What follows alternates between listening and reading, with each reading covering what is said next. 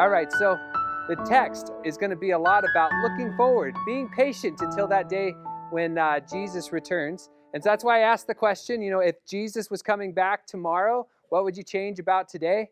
And I like a lot of your guys' answers. But James is encouraging us to be patient. In the text we're about to read, he says, be patient 5 times. So at least my translation does. James chapter 5, verse 7 and following. Now, who can testify with me that patience is difficult? It's a hard thing, right? If you don't understand just how bad or how hard patience is in our culture, just think about the fact that we are I don't have to wait for much, right? In fact, if I want food, I just pick up my phone, call somebody or text somebody on DoorDash, right?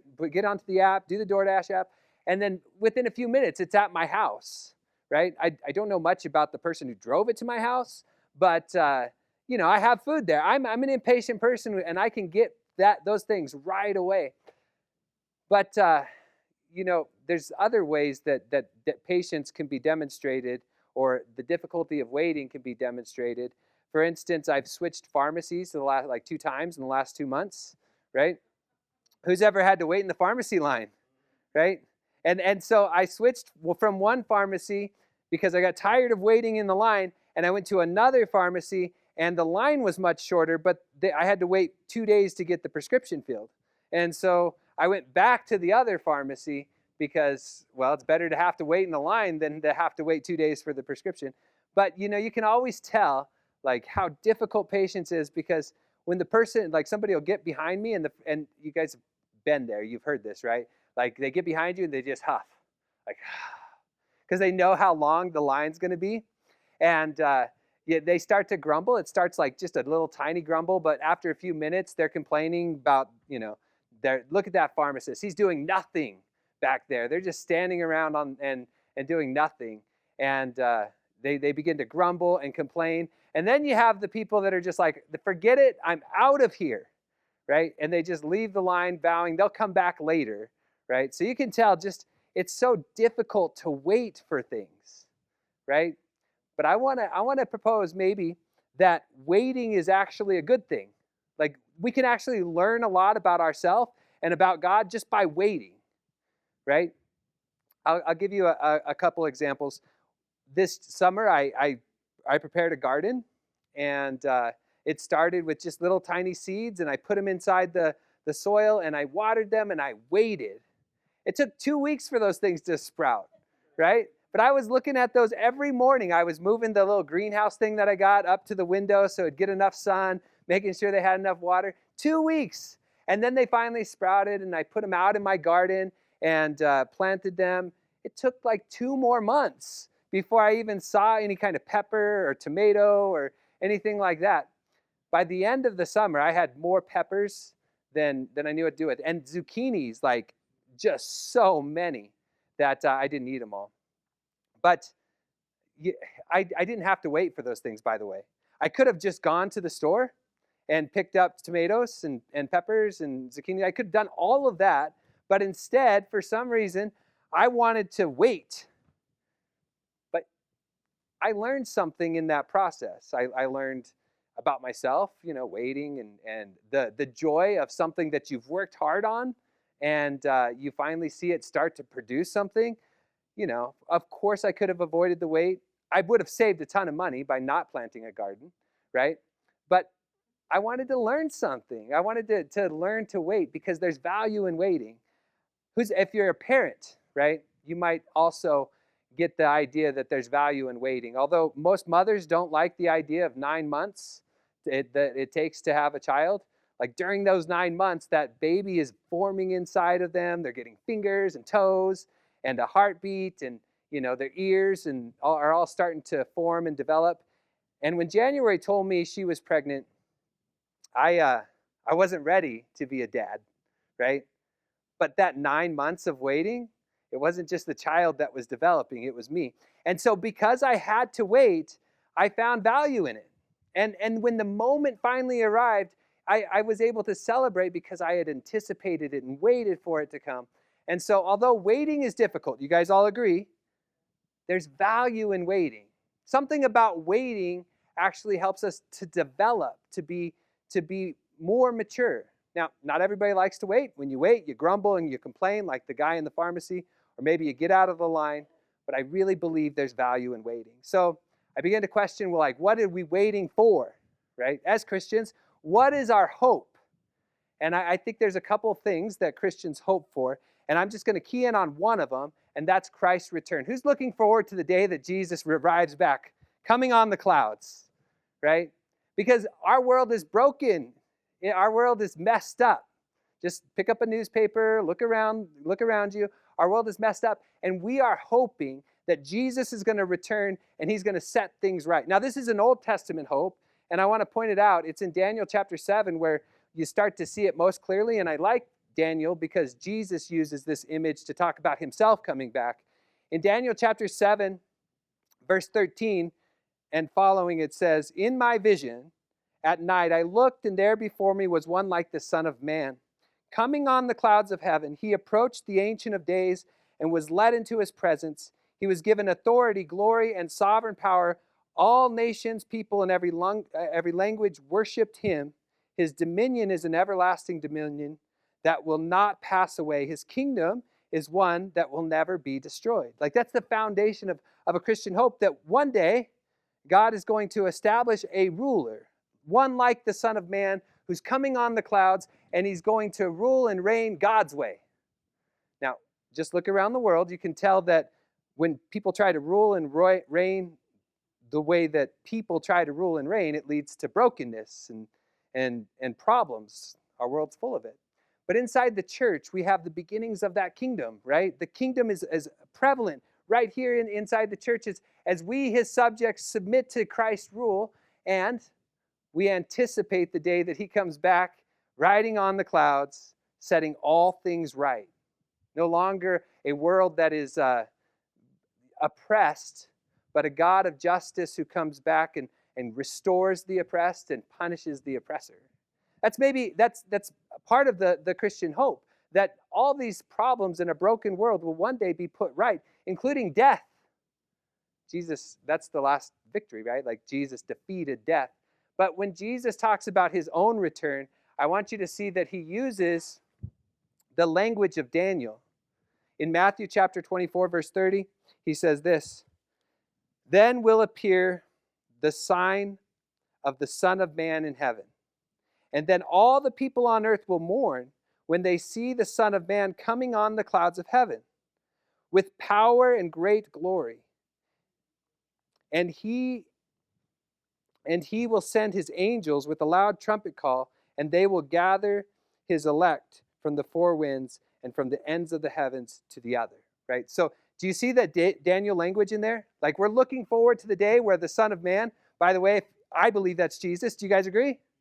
Right? We're looking forward to the day where Jesus comes back, riding on the clouds, extending his rule and reign from the church where it already exists to the world. And many people will be afraid. Many will mourn, is what Matthew says. Why are they mourning? Because they are the oppressors. They are the ones that he's coming back to judge. And so we look forward to Jesus coming back. Right? He's coming back, like Daniel talks about, riding on the clouds. In fact, the next story, and I'm just going to quote it just for sake of time, but in Acts chapter 1, you have the ascension. All the disciples are there, and the disciples are there, and they see Jesus from the Mount of Olives go up into the clouds, and I probably would do the same thing. They just stared up in the heavens. Like, just wait, what's going to happen now, right? Maybe anticipating that Jesus is going to come back now on the clouds, and he's going to establish his rule and reign. And two men come and stand beside those disciples, and they say, "Don't worry, this same Jesus who went up is also going to come down in the same way."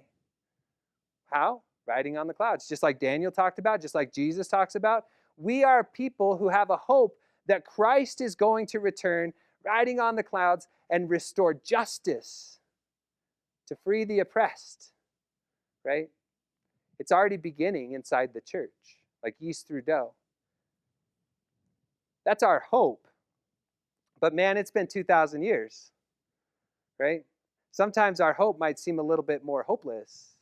After 2,000 years, we're still waiting for Jesus to come back. Now, by the way, I haven't waited over 2,000 years. I've got 43 years in this waiting game, right?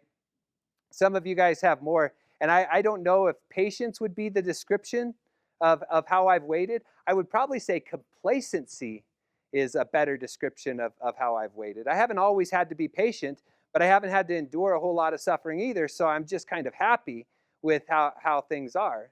I become comfortable in waiting. But, the problem with being comfortable in waiting is this world is not our home, right? We're aliens and foreigners. We're looking forward to the day where Christ comes and establishes his rule and reign. And I think that's our hope. And so although I asked the question kind of in a joke, what would you do if Jesus comes back tomorrow? It should be the thing that we're looking forward to anyway, right? Christ is going to come back. But my question will be, is how are we supposed to live in between things? How are we supposed to live with one another as we wait for Jesus to come back? And that's where James comes in. And I want you to read James with me. Chapter 5, verse 7. He says this. He says, "Be patient, then, brothers and sisters, until the Lord's coming. See how the farmer waits for the land to yield its valuable crop, patiently waiting for autumn and spring rains.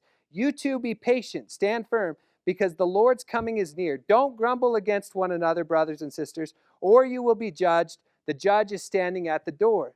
Brothers and sisters, as an example of patience in the face of suffering, take the prophets who spoke in the name of the Lord. As you know, we count as blessed those who have persevered. You have heard of Job's perseverance and have seen what the Lord finally brought about.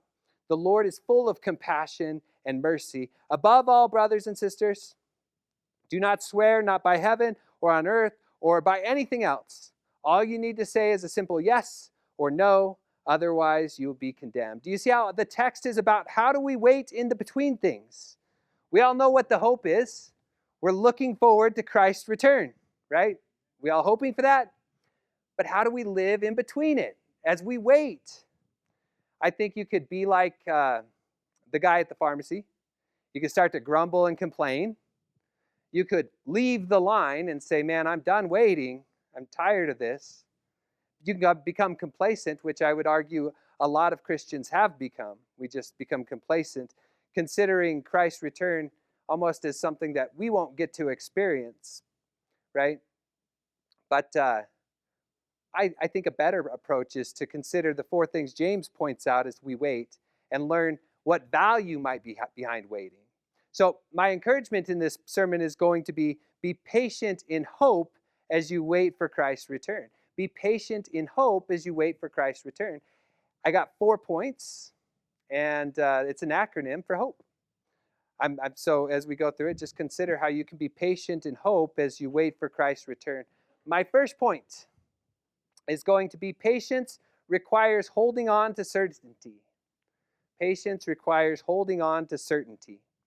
And that's the H of hope, right? Holding on to certainty. Now, James says it like this. He says, be patient then, brothers and sisters, until the Lord's coming, right? You see how he says, until the Lord's coming? Like he's certain that Jesus is going to return. He's looking up towards the clouds saying Christ is going to be coming. How do we live in between things? We be patient until he arrives. Now, as I said, it's easy for me to become complacent, but not for James's audience, right? They were going through trials. As Ken's been going through the book of Acts, and Sunday morning he just came to the stoning of Stephen, and I'm sure that'll come in next week, but this week was Stephen's speech and how he professed that Jesus is the prophet that Moses spoke about. After Stephen is stoned in the book of Acts, the church has to spread. It's persecuted. Now, when that happens, they have to leave their families, their homes, their income, their business. They have to leave everything to flee Jerusalem and get somewhere else where they could live without relatively peacefully, right? More persecution will come, but relatively peacefully at first. So when James says, be patient, he's talking to a bunch of people that are suffering. Now, I can be patient when things are easy. It's really hard to be patient when you're going through things, right? And you guys all go through things. You have problems with life every day. It's hardest to be patient when you're going through things and things are difficult.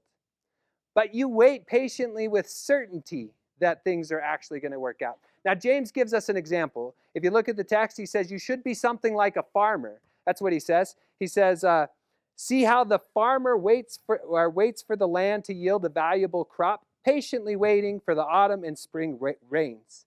You too, be patient and stand firm because the Lord's coming is near. There's confidence throughout this whole thing. Christ's coming is near. Be patient. He recognizes that life is difficult. You're going through suffering. Be patient. You need an example of it? It's a farmer. I think farmers are probably the best examples of patience because, well, I grew a garden.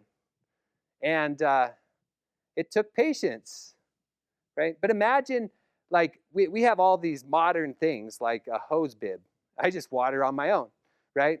Like we actually do clouds. We don't, but people do cloud seeding to get it to rain, right? Not ancient farmers. Ancient farmers would till the land and plant the seed without knowing when it was going to rain.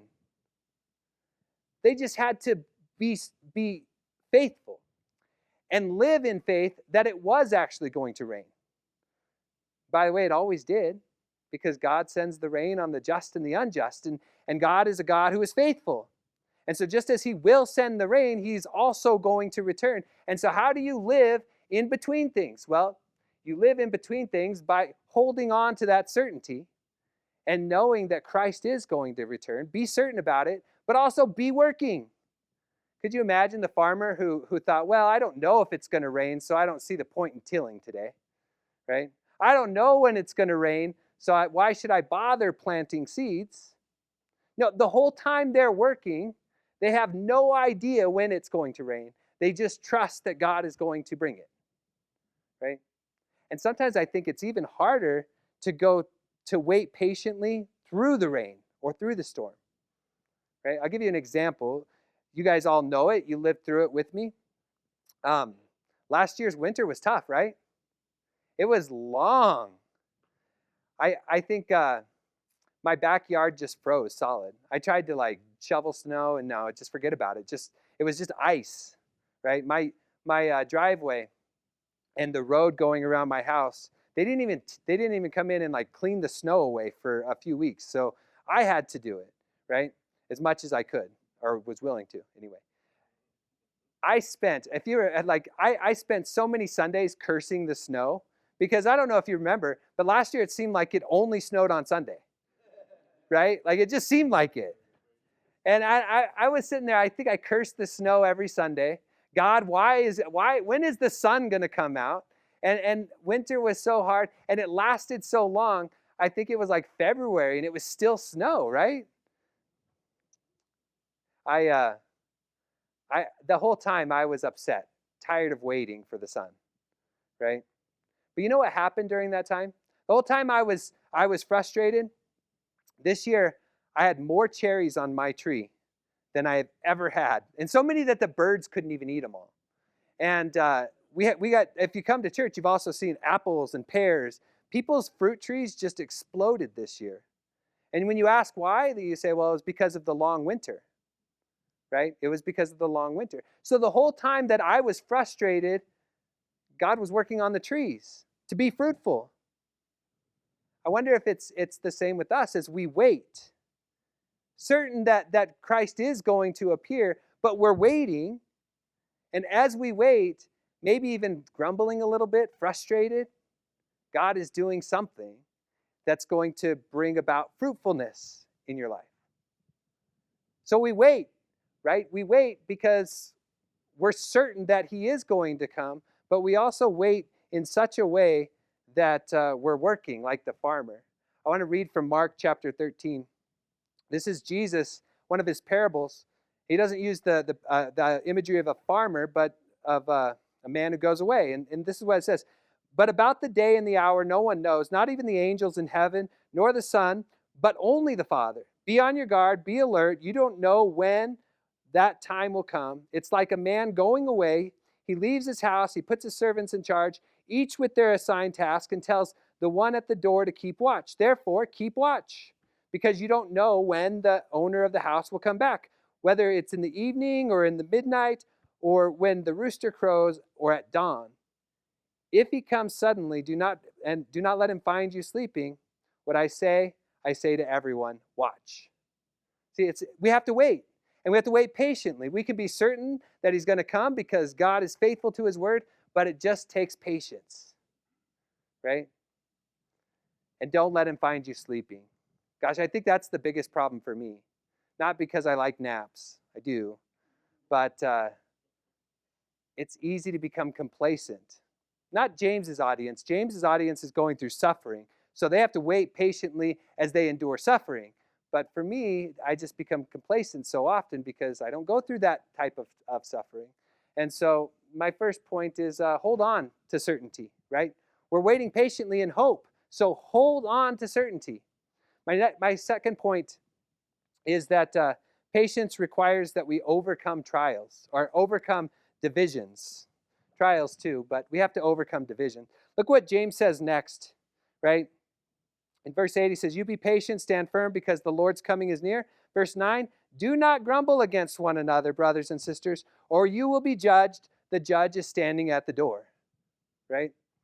Apparently, as people wait, it becomes very difficult to wait because you become very frustrated and you start to grumble against one another, right? And that grumbling is problematic, especially within the church, which I'll talk about in a second. But I want to tell you a story. A few years ago, I think it was 2 years ago, I took my kids to Disneyland because that's what I do. I just love Disneyland. My wife loves Disneyland way more than I do, but I like it. We went, and Rise of the Resistance was just coming out as a brand new ride, right? And so the line for that was 2 hours, right? Now, we spent most of our time there avoiding that ride because with everybody waiting in that line, all the rest of them were a breeze, right? We just got on every ride right after another, no waiting at all.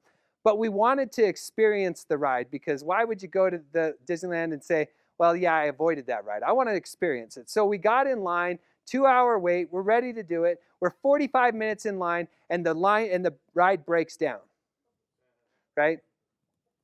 And they don't know when it's going to open back up. So they give us 2 options. You can stay in line, or you can leave and come back later when it's open. And so we decided to stay in line because we had been doing everything else the rest of the time. And so we're like, okay, well, this is our last night. This is our time. We're going to do it. We're going to wait in line. But I sent my kids out to do something and get snacks and stuff, right?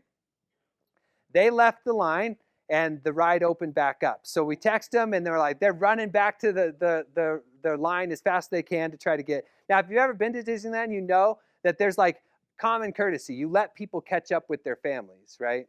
It's just how the place works. The lines are too long to expect anybody to stay in it without having to use the bathroom or something. So you let people catch up with their families, but not on this ride.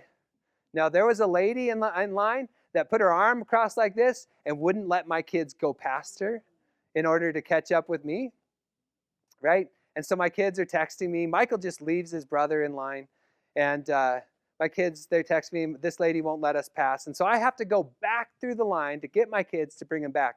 This lady was so mad. She was screaming at me as I left the line, right? Now, I really don't think this lady was a bad lady. And I have no reason to think that she wasn't. I've only experienced her once, and she yelled at me the entire time, right? So, but I don't really think this lady was a bad lady. I think that waiting changes people. They begin to get frustrated and grumble over things that maybe they wouldn't have been frustrated about if they didn't have to wait. But after waiting that long for a ride, now she wasn't going to let anybody else pass. And I kind of understand where she's coming from, maybe.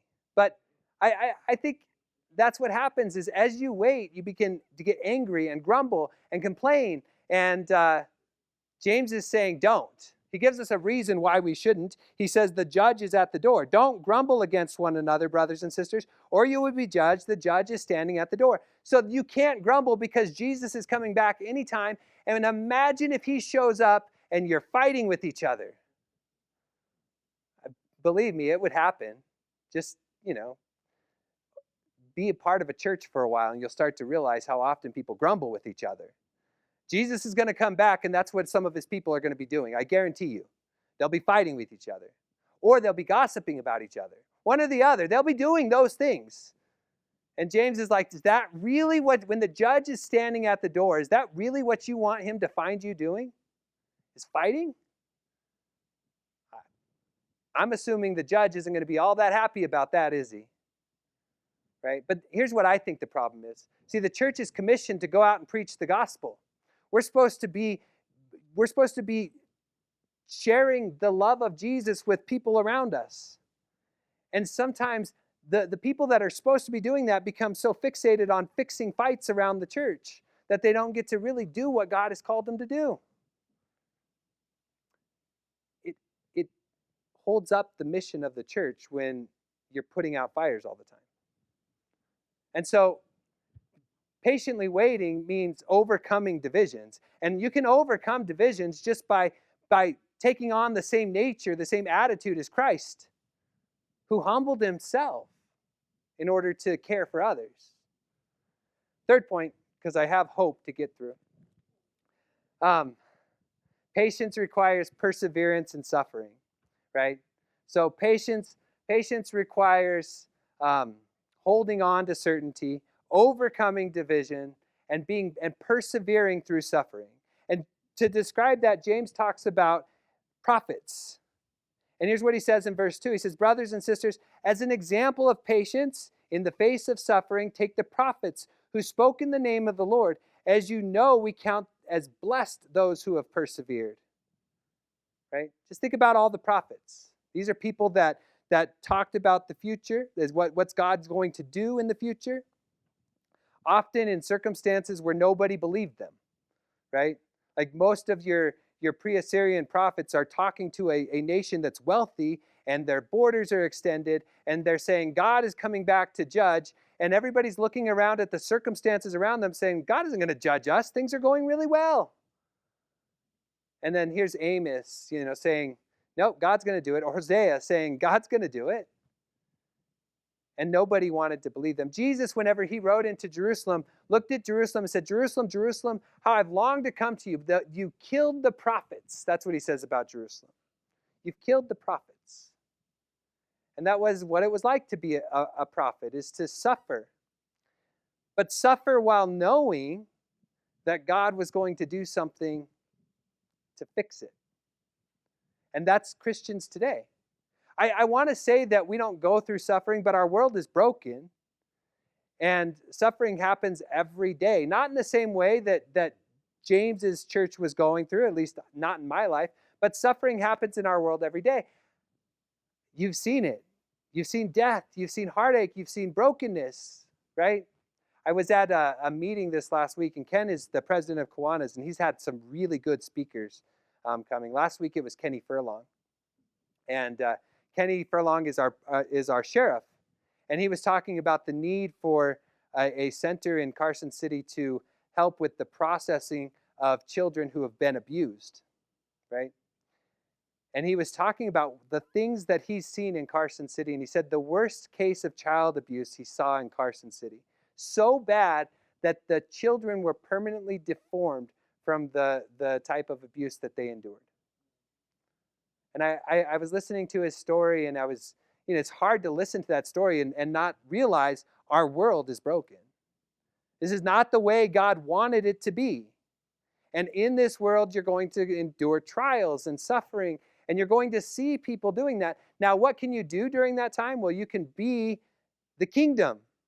You can be the church. You can demonstrate Christ's rule and reign through your actions in your community. You can't fix everything. No, to fix everything, Jesus has to come back riding on the clouds. That's what's going to fix things. But until then, we are his subjects representing our king into the community. We can help in some ways. And so be like the prophets, right? They persevered even in their sufferings. Look at Job. Job's another example. In fact, that's the next example he uses. He says, as you know, you have heard of Job's perseverance and have seen what the Lord finally brought about. The Lord is full of compassion and mercy. Job is the second example of somebody who's endured suffering, and he persevered through it, right? I mean, he lost everything, his home, his children. Satan let him keep his wife because she told him he should die. And he had some friends that told him it was all his fault. You know what the interesting thing is that he was suffering because he was the most upright person, not because he was a sinful person, like his friends were saying. He was the most upright, and that's why he was suffering. What God does is he doesn't come back to Job and say, I'm sorry, Job, that you had to go through this. Let me tell you why you suffered. You won't find an answer of why you suffer in the book of Job. What you find is God is worthy to be worshiped in the face of suffering. And so when God appears to him, he says, where were you when I laid the earth's foundations? And Job sat silent because in the midst of all his suffering, it didn't compare to the greatness of God. So he sat silent.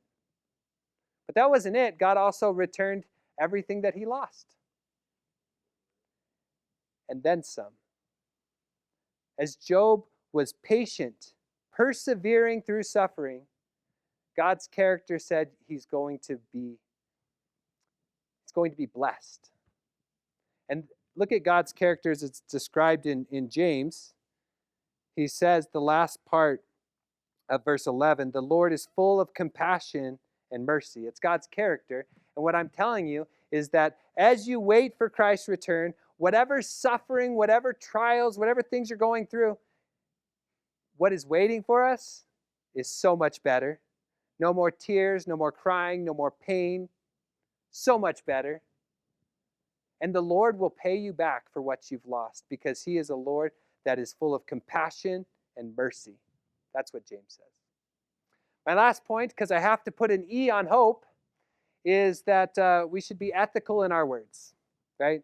So waiting patiently for Christ to return, we should hold on to certainty, we should overcome divisions, we should persevere in sufferings, and we should be ethical in our words. And here's what James says, above all, my brothers and sisters, do not swear, not by heaven or on earth or anything else. All you need to say is a simple yes or no, otherwise you will be condemned, right? The judge is coming. Are you a person of integrity? Maybe that's, if I really wanted to give my point, I would have said integrity, but I needed an E. And so I said ethical, right? You got to be people of integrity. James says above all, right? Don't swear. But I don't think it's like this is the most important thing. I think what's really pointing out is that if you're a person of integrity, you're going to be a person that reflects what James has talked about in his book. Pure and faultless religion, taking care of widows and orphans, feeding the hungry, those kind of things, because you're a person of integrity. I think that's what Jesus is looking for when he returns. Do you have integrity? I'm going to close just by questioning whether or not we have become complacent in hope. I think that's the bigger struggle that we have, in at least in my life that I have, is it's so easy to become complacent, to live as if tomorrow is just going to be there, and tomorrow is not certain. In fact, my hope is that Christ comes riding on the clouds tomorrow. Are you ready? Are you patient in hope?